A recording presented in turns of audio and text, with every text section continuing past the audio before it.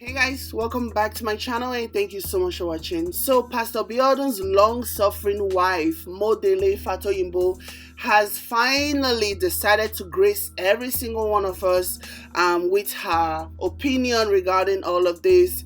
And she's speaking out in defense of her husband. I mean, this lady is basically threatening church members, bullying church members into submission, literally forcing them to publicly support her husband or, according to her, celebrate her husband. I mean, you can't make this shit up. During a recent church service, while speaking to the congregation, Modele said that one of the things that I say about my husband is that I would have never had the opportunity, which is correct. He certainly gave her the kind of life that she probably only dreamt about, maybe the kind of life that she never even imagined that she could have. But all of those things obviously came with a cost. It meant that she had to sit down and only speak when she's spoken to. But let me continue reading. She said, I used to be so shy to talk to one person. I used to let him do all the talking because I was very introverted. But he was able to help me see, like he was able to help a lot of us see that there was greatness in me. I mean, can you imagine the level of arrogance? Can you imagine the level of self-adulation that these people have bestowed on themselves? I mean, they are so self-unaware. But anyways, let me continue reading. She said, but he was able to help me see, like he was able to help a lot of us see that there was greatness in me. And she continues, so I don't have a problem standing before you this morning. The Lagos church, the Ilorin church, the Port Harcourt church, anywhere he is, Pastor Biodun is the father of that church. I'm not your friend if you don't celebrate this man. I mean, give me a freaking break. This lady, oh my God. Can we just try and bring her back to earth? Because she's just like, oh my, I mean, she's just the queen. Her husband is the king and all y'all are the sorry people. This is how they have been able to manipulate the church members. This is how they have been able to manipulate people who pay tithe, people who pay offering, people who pay for his Gucci outfit, his expensive travel, everything that he does. He is able to manipulate these people to the point where he will literally piss on them and tell them it's raining, and they will believe him. Not only will they believe him, they will open their mouth to the sky and let the rain drop into their mouth. That's how much hold Biodun and his family have on these people. And it's just crazy to hear this woman with so much pride talking about how, like, if you're not celebrating this man, you're not my friend. Your husband is not God. Your husband is a predator, allegedly. He's done so many awful things, or at least he's been accused of doing so many awful things that anyone with a little bit of shame, anyone with a little bit of self-respect would just go somewhere and hide themselves in shame and just wait and hope that all of this blows over, as opposed to you actually coming out blackmailing and threatening people, telling them that they have to celebrate your husband or they are not your friend. Like, madam, who are you? I mean, seriously, who are you? If not for the reason of your husband, if not for the lifestyle that he afforded you, who are you? And that's the same reason why you continue to stay in that messed up situation. The man is allegedly sleeping all around you, messing with everything in skirts. What can you say? All you do is just smile and go to the altar and go to wherever and continue to play your mommy Gio. It's ridiculous. You have no shame. When all of this first happened, just based on Busola's testimony, I always felt like this woman, she wasn't clean. At the very least, I felt like she was complacent. A lot of people threw all kinds of accusations. Some said that her husband allegedly go after virgins for rituals or whatever, And to be honest, those were actually valid opinions to her, because this is Nigeria that we're talking about. Anything goes. And so when I did my first video, I kind of threw it out there that there is no way this woman couldn't have known. And then just going through comments on social media and everything, and people are just saying that no, she could not have known. Oh, pray for the woman. I even saw a post somewhere of someone telling us to pray for the woman because she's just a victim as is victims, but I know people try to make a good argument about how or why she's not involved.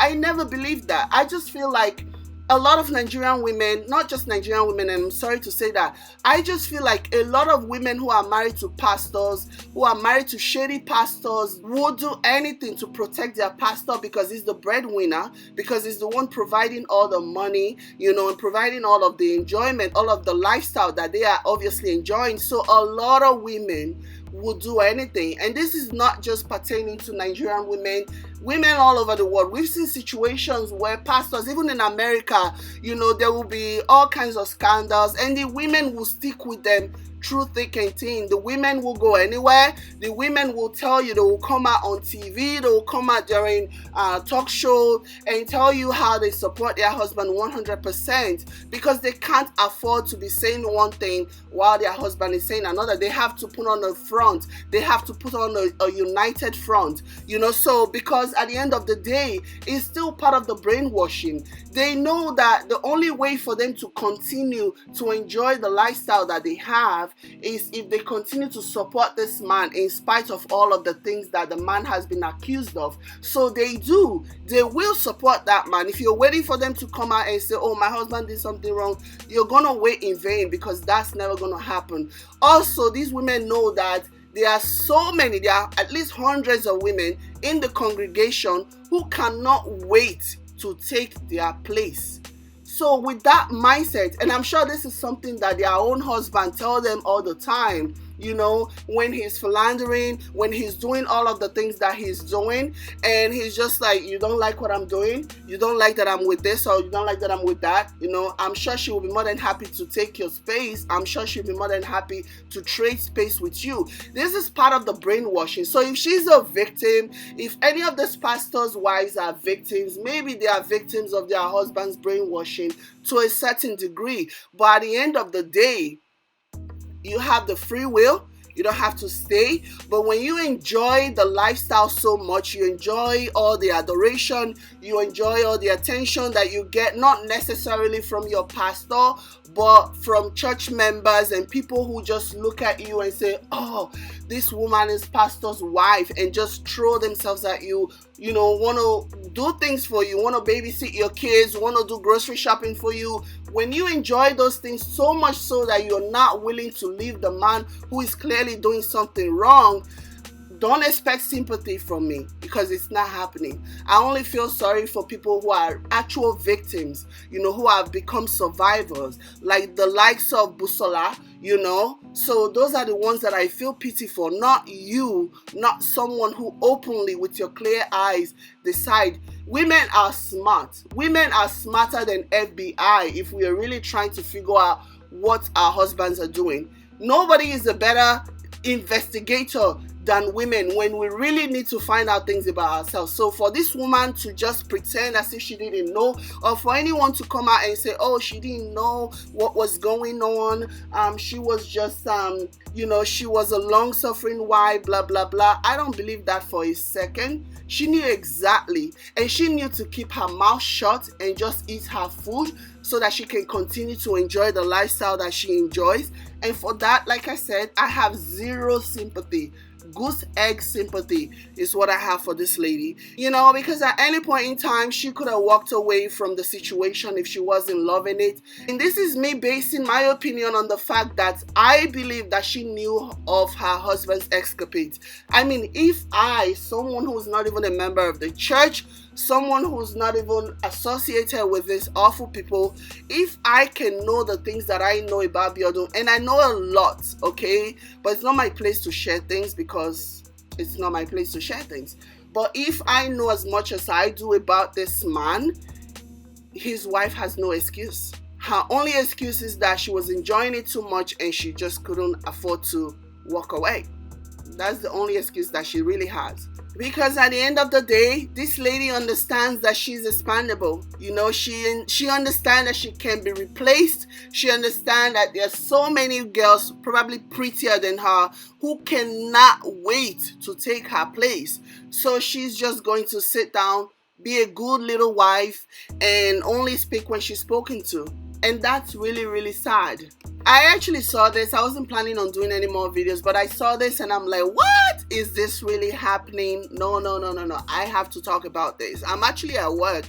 I took time off from my work.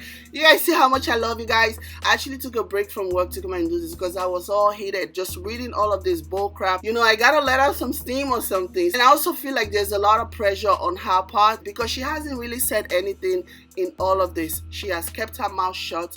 I think her husband is getting frustrated with the fact that she's not saying anything.